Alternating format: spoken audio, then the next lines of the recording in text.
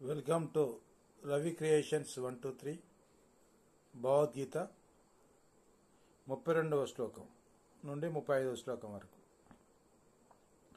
కిం నో రాజ్యేన గోవింద కిం భోగైర్జీవితేన వా ఏషామర్దే కాంక్షితం నో రాజ్యం భోగాః సుఖాని చ తైమేవ స్థితా యుద్ధే ప్రాణాస్త్యక్త్వా ధనాని చ ఆచార్యః పితరః పుత్రాస్తదైవ చ పితామహ మాతులాః శ్వశురాः పౌత్రాः శాలా సంబంధితాస్తదా ఏతాన్న హస్తమిచ్చామి జ్ఞతోపి మధుసూదన అపి త్రైలోక్య రాజ్యస్య హేతోః కిం ను మహీ కృతే నిహత్య గదార్థ రాష్ట్రానపి కా ప్రీతి సాజ్ఞానార్తన.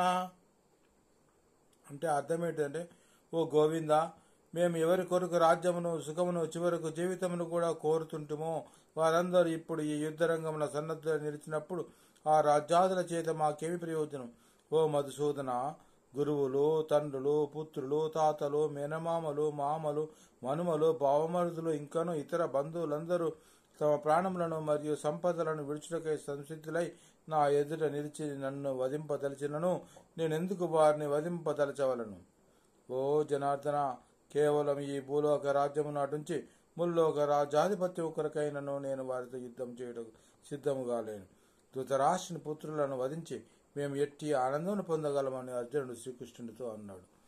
భగవద్గీత వినడం వల్ల మనశ్శాంతి లభిస్తుంది, పుణ్యం లభిస్తుంది. Be happy.